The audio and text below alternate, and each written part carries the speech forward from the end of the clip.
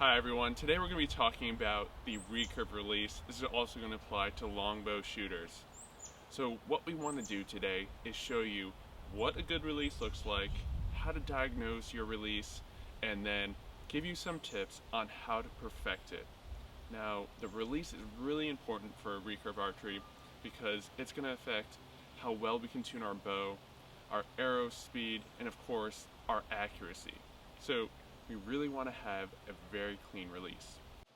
Now, the word release is a little confusing because we aren't actually just letting go of the string.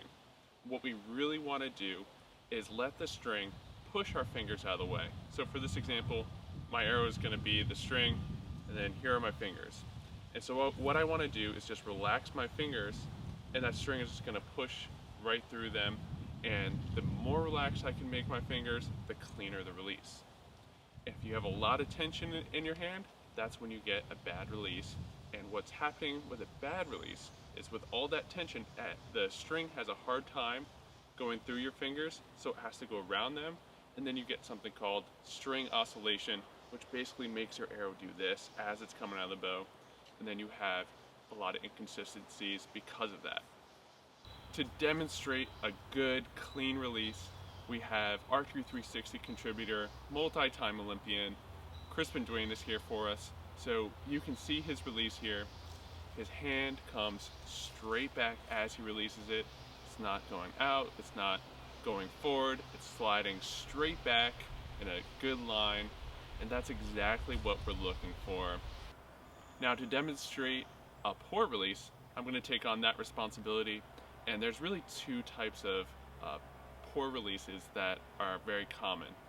The first one is called the pluck, and what happens with the pluck is your hand is going to come away from your face.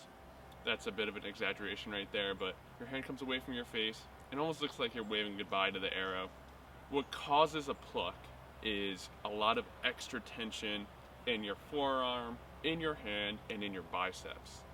And to fix a pluck, it's really easy. You just want to relax those by using your natural skeletal structure to support the weight of the bow, and then use the larger muscle group instead of using your arm and your forearm and your shoulder and all those small muscle groups to try and hold the bow. You want to use a big muscle group like your scapula or your shoulder blade, and we'll talk more about that later.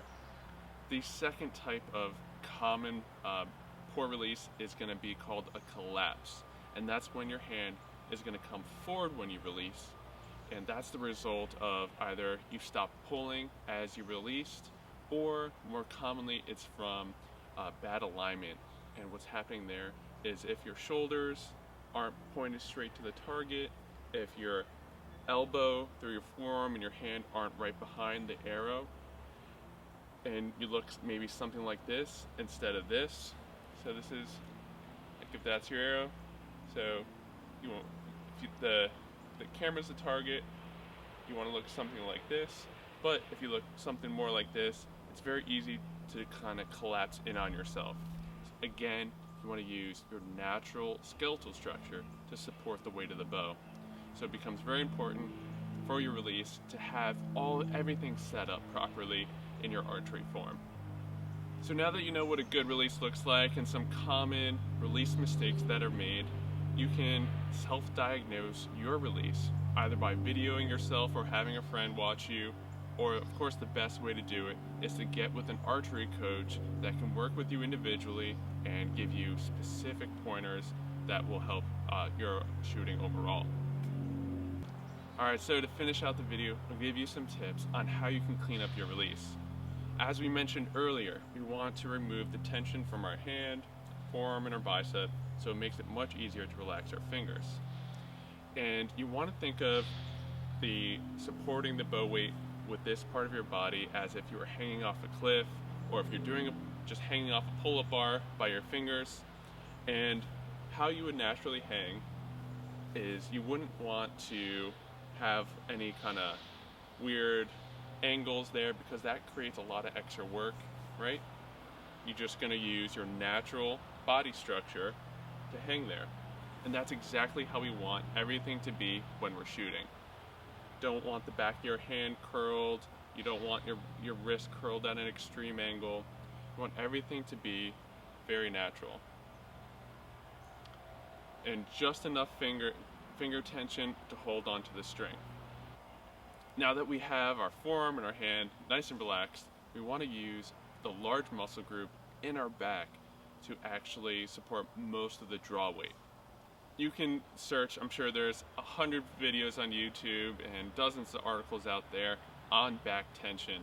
And of course, an archery coach is the best person to teach this to you, but how I like to explain it to people, and I think it's a really simple way to understand back tension, is if you think of when you're drawing your bow, imagine there's a string tied to your elbow, and someone is pulling your elbow, is pulling that string that's attached to your elbow back and around your head. So your elbow is going back and around your head. Back. So your elbow's going back and around your head. Back and around. And if you start off with a light bow or a stretch band and you practice just moving that elbow back and around your head, you'll feel your back muscles engage, and then you can start dialing in that feeling. You'll know you have everything right when at full draw you feel very in control, feel very powerful, and you'll feel that really good snappy release. You'll feel really clean, like a really clean break, like you're pulling back a string and someone just cuts it all of a sudden, and there's a nice clean break there. That's how you know you're on the right track with your release. Hey everyone, I'm Scott with Archery 360. I hope this video is helpful. If you like this video, give it a like, share it with your friends, and we'll see you in the next one.